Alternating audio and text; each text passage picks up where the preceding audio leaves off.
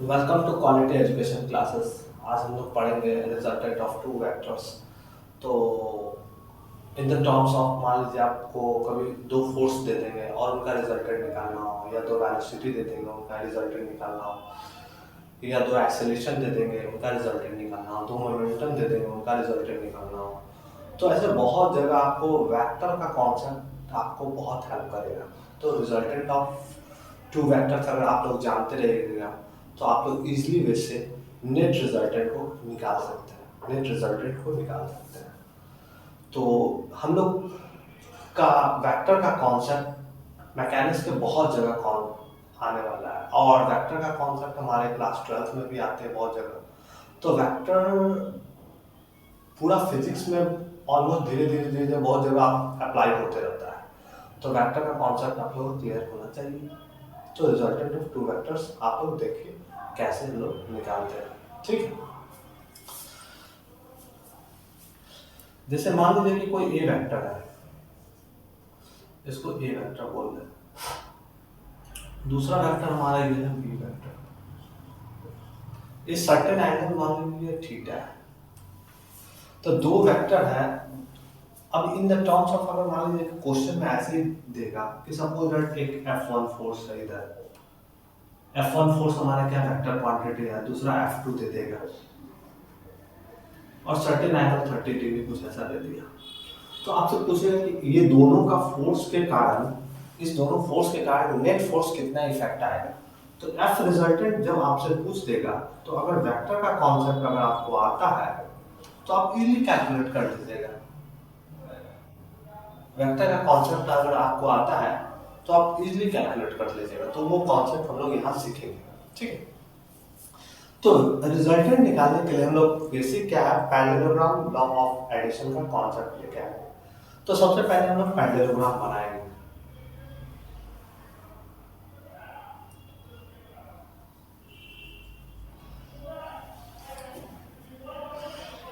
तो ये हमारा यहां से जो ये कनेक्ट हुआ, ये हमारा रिजल्टेंट हो गया, ये वेक्टर प्लस बी वेक्टर। तो रिजल्टेंट के मैग्नीट्यूड को हम लोग आर से रिप्रेजेंट करेंगे, ठीक है। ए वेक्टर के मैग्नीट्यूड को हम लोग ए वेक्टर के मैग्नीट्यूड को हम लोग ए से रिप्रेजेंट करेंगे, और बी वेक्टर के मैग्नीट्यूड को हम लोग किससे रिप्रेजेंट करेंगे, बी से रिप्रेजेंट करेंगे। रिजल्टेंट के मैग्नीट्यूड, रिजल्टेंट हमारा वेक्टर, उसके मैग्नीट्यूड को हम लोग आर से रिप्रेजेंट करेंगे। थीटा क्या है, थीटा हमारा एंगल बिटवीन टू वेक्टर है, एंगल बिटवीन टू वेक्टर। तो एंगल बिटवीन टू वेक्टर है, ए वेक्टर और बी वेक्टर के बीच का एंगल है थीटा। तो हम लोग निकालेंगे कैसे। तो रिजल्टेंट निकालने के लिए हम लोग क्या करेंगे, इस वेक्टर को पैरेलली डिस्प्लेस कर देंगे। तो क्योंकि हम लोग वेक्टर को पैरेलली डिस्प्लेस कर सकते हैं अगर वो वेक्टर हमारा इक्वल मैग्नीट्यूड का हो और उसके डायरेक्शन सेम हो। तो ये वेक्टर है, इसको हम लोग पैरेलली डिस्प्लेस कर देंगे यहाँ पर। सेम वेक्टर यहाँ पर हम लोग का आ गया। अब मैं क्या करता हूँ कि इसके दो का और इस लाइन को मैं एक्सटेंड कर देता हूँ। तो ये हमारा क्या हो जाएगा, सेम लाइन ये लाइन दोनों रिस्पेक्टिव, मतलब बी वेक्टर दोनों ये है, ये रिस्पेक्टिव पैरेलल है, ये हमारा ट्रांसवर्सल लाइन है। तो ये भी हमारा थीटा एंगल हो जाएगा, ठीक है। क्योंकि हम लोग को पता है कि दो लाइन अगर जब पैरेलल है, तो अगर कोई ट्रांसवर्सल लाइन अगर उस दोनों लाइन को कट करता है तो उसके कॉरस्पॉन्डिंग एंगल सेम होते हैं। तो यहाँ पर ये थीटा होगा, तो ये भी हमारा थीटा होगा। फिर से हम क्या करते हैं, इस वेक्टर को हम लोग रिजॉल्व कर देते हैं। तो रिजॉल्व करेंगे तो ये वाला पार्ट हमारा बी कॉस थीटा और ये वाला पार्ट हमारा बी साइन थीटा आ जाएगा। क्या आ जाएगा, क्योंकि हमने पढ़ा है, हमने क्या पढ़ा है, रिजोल्यूशन ऑफ वेक्टर पढ़े हैं। रिजोल्यूशन ऑफ वेक्टर में हम लोग ने पढ़ा है कि अगर कोई वेक्टर बी वेक्टर है तो उसका प्रोजेक्शन अगर हम एक्स एक्सिस पर लेते हैं तो बी कॉस थीटा, मैग्नीट्यूड की मैं बात कर रहा हूँ, उसका प्रोजेक्शन अगर वाई एक्सिस पर लेते हैं तो बी साइन थीटा। अब रेस्पेक्टिव अगर डायरेक्शन की बात करते हैं तो यहाँ पर आई कैप लगा दीजिए, यहाँ पर जे कैप लगा दीजिए। तो मैं मैग्नीट्यूड की मैं बात कर रहा हूँ, तो बी वेक्टर का मैग्नीट्यूड हो जाएगा x direction b cos theta, उसके परपेंडिकुलर हमारा बी साइन थीटा हो जाएगा। ठीक है यहाँ तक। अभी रिजल्टेंट की मैं बात करूँ, ए वेक्टर का मैग्नीट्यूड को ए से रिप्रेजेंट कर रहा है, तो सपोज कीजिए कि हमारा यहाँ से यहाँ जो वेक्टर लेंथ है, सबसे पहले इसकी नेमिंग कर देते हैं। मान लीजिए हम इसको एम एन ओ पी और इसको क्यू बोल दे रहा हूँ। तो अगर मैं बात करूँ ट्रायंगल एम ओ पी की बात करूँ, एम ओ पी मतलब यहाँ से चलेंगे ये गया इस ट्रायंगल में मैग्नीट्यूड में डील करना चाहता हूँ, मैं मैग्नीट्यूड डिस्कशन करना चाहता हूँ। तो एक देख रहे हैं कि आप राइट एंगल ट्रायंगल का फॉर्मेशन हो रहा है, तो राइट एंगल ट्रायंगल फॉर्मेशन तो हम लोग लिख सकते हैं ना, O M square equal to O P square plus P O square और O M square equal to M P का स्क्वायर प्लस पी ओ का स्क्वायर, ठीक है, पाइथागोरस थ्योरम से। तो हम लोग यहाँ से लिख सकते हैं r square equal to M P को क्या लिख सकते हैं, एम पी को कुछ नहीं लिख सकते, f a plus b cos theta. हम रिजल्टेंट में डील कर रहे हैं, बार बार हम बोल रहे हैं रिजल्टेंट हम लोग मैग्नीट्यूड में डिस्कस कर रहे हैं, तो a plus b cos theta का whole square plus P O क्या हो जाएगा हमारा बी साइन थीटा का स्क्वायर। तो रिजल्टेंट का square equal to a square plus B square cos square theta plus 2ab cos theta plus B square sine square theta. तो हम लोग ट्रिग्नोमेट्री क्लास 10 के ट्रिग्नोमेट्री से हम लोग जानते क्या है कि अगर यहाँ और इसमें बी स्क्वायर अगर कॉमन ले लेते हैं तो sine square theta plus cos square theta आ जाएगा, जिसका वैल्यू 1 होता है। तो यहाँ पर हम लिख दे रहे हैं we know that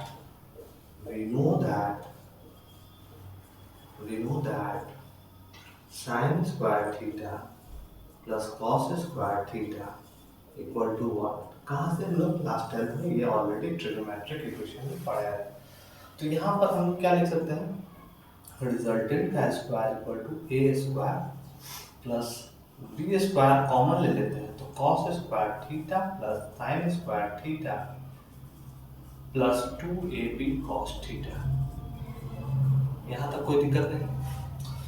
तो यहाँ से हम लोग थोड़ा सा हम बोर्ड इरेज करते हैं, जगह बनाते हैं।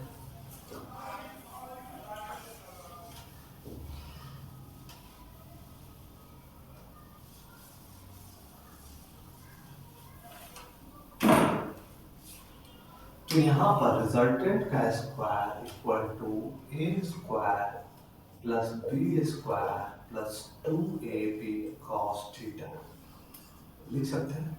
तो r equal to under root A square plus B square plus 2ab cos theta. इसको लॉ ऑफ कोसाइन में बोलते हैं।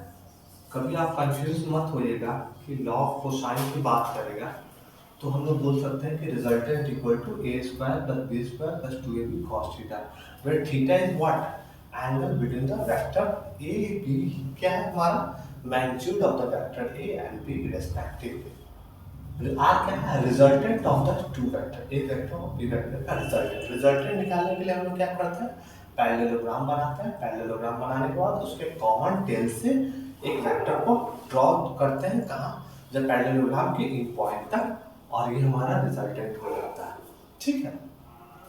अब एक चीज मैं बात करूं कि एग्जाम में एंगल भी पूछते हैं, तो मान लीजिए रिजल्टेंट और ए वेक्टर के बीच के एंगल को हम लोग अल्फा मान लेते हैं, तो tan अल्फा अगर लिख देंगे तो क्या होगा, tan अल्फा इक्वल टू हम लोग लिख सकते हैं b sin थीटा।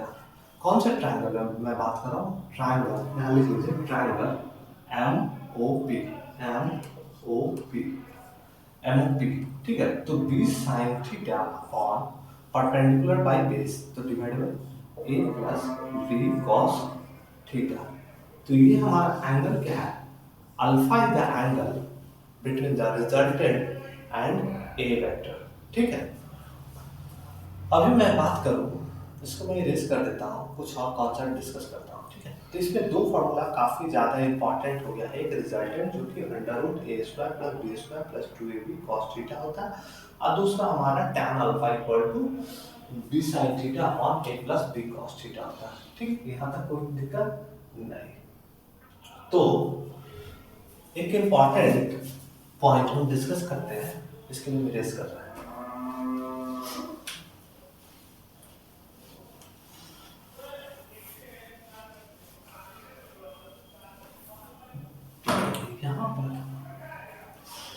यहाँ पर अगर मैं बात करूं, ध्यान से देखिएगा, triangle M O P, triangle M O P की मैं बात कर रहा हूं, तो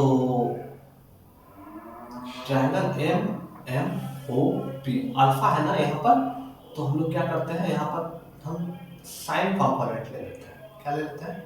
साइन कंपोनेंट। तो साइन अल्फा इक्वल टू क्या होगा, तो साइन थीटा इक्वल टू होता है परपेंडिकुलर बाय हाइपोटेनस, तो परपेंडिकुलर क्या हो जाएगा, ओपी बाय हाइपोटेनस क्या हो जाएगा, ओएम। तो यहां से हम लोग क्या लिख सकते हैं, OP equal to OM sine alpha.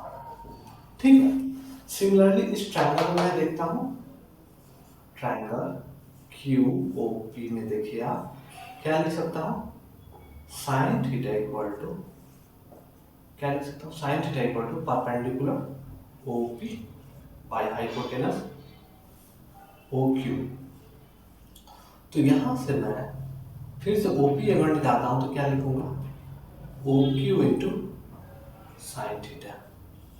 अब देखिए ओएम का वैल्यू क्या है, ओएम का वैल्यू हमारा आर है, मैग्नीट्यूड में बात कर रहा हूं, तो इसको लिख सकता हूं आर साइन अल्फा, और ओ क्यू का वैल्यू क्या है, OQ का value in the terms of magnitude में मैं बात कर रहा हूँ, तो इसको मैग्नीट्यूड में लिख सकता हूँ, तो B लिख सकता हूँ, तो इसको लिख सकता हूँ B sin थीटा। अभी देखो हमारा इक्वेशन 1 है OP, ये इक्वेशन 1 इसको मान लीजिए, ये इक्वेशन 2 है, तो जब इसका लेफ्ट हैंड साइड बराबर होगा तो राइट हैंड साइड रेस्पेक्टिव बराबर होंगे, तो हम लोग लिख सकते हैं क्या, b sin theta equal to r sin alpha, तो यहां से लिख सकते हैं b बटा sin alpha equal to r बटा sin थीटा। यहां तक आप लोगों को कोई दिक्कत नहीं, इक्वेशन इसको a मान के रखिए अभी, ठीक है। फिर से मैं इसको एक्सप्लेन कर देता हूं।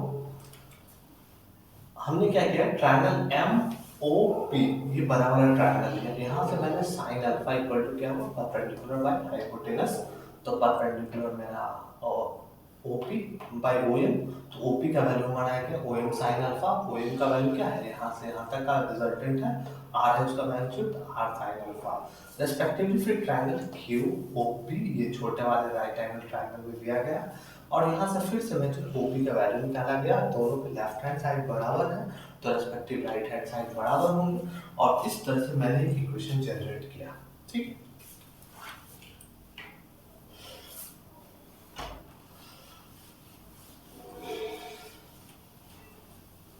अब मैं क्या करने जा रहा हूं कि यहां से इस वाले पॉइंट से हम क्या करते थे, इस पर परपेंडिकुलर डाल देते हैं। ठीक है, तो इसको हम लोग मान लीजिए हम इस पॉइंट को बोल दिए टी, बोल दिए क्या, बोल दिए टी, क्यू टी। ठीक है, तो हम परपेंडिकुलर जब डाल देंगे तो हम ट्रायंगल एम क्यू टी में बात करते हैं। ठीक है, एम क्यू टी में मैं क्या बात करूं, तो हम लोग निकालना क्या चाहते हैं, यहां से अगर लगाना है साइन अल्फा इक्वल टू, आपको ये चीज पता होना चाहिए कि ये हमारा क्या हो जाएगा, 90 डिग्री हो जाएगा, ये भी हमारा 90 डिग्री हो जाएगा, इसके सामने ये हाइपोटेनस हो जाएगा। ठीक है, इसके सामने ये हाइपोटेनस हो जाएगा, और इसके साथ ये एंगल बना हुआ तो ये बेस हो जाएगा, और ये क्या हो जाएगा, परपेंडिकुलर हो जाएगा। फिर से सुनिए, साइन अगर अल्फा की मैं बात करूं, साइन अल्फा मैं लगाने जा रहा हूं कौन से ट्रायंगल में, M T Q, M Q T, तो इसमें क्या होगा कि साइन अल्फा इक्वल टू हम लोग को लिखना पड़ेगा परपेंडिकुलर बाय हाइपोटेनस, परपेंडिकुलर मेरा क्यू टी अपॉन हाइपोटेनस क्या हो जाएगा, हाइपोटेनस मेरा एम क्यू, तो यहाँ से हम लोग क्या लिख सकते हैं, Q T equal to M Q sine alpha. तो एम क्यू का वैल्यू क्या होगा, M Q is nothing but, हम अगर मैग्नीट्यूड में बात करूं तो ए होगा, तो यहाँ पर हम ए साइन अल्फा लिख सकते हैं Q T.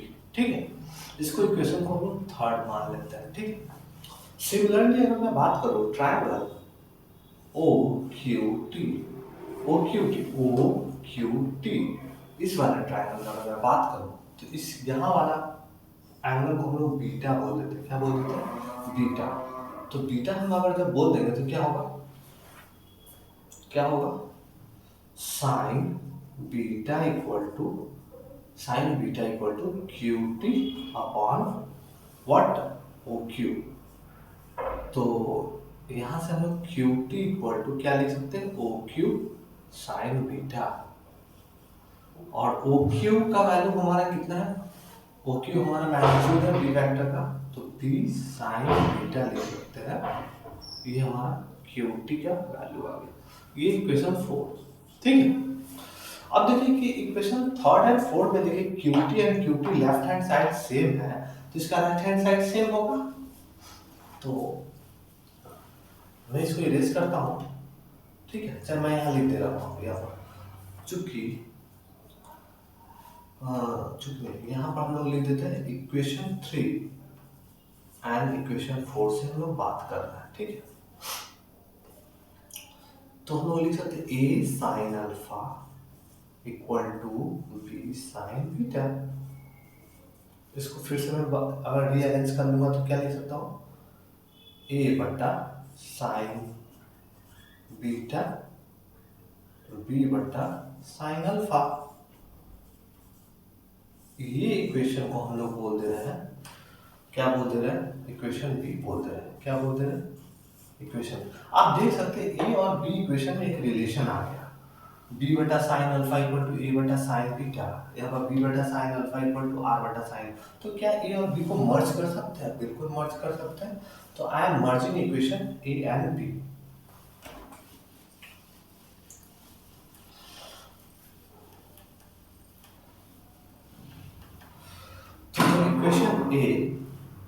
Equation a and equation b को हम लोग मर्ज करने जा रहे हैं। ठीक है, तो कैसे करते हैं, हम लोग लिख सकते हैं ए बटा sine beta equal to B बटा sine alpha equal to are बटा साइन थीटा।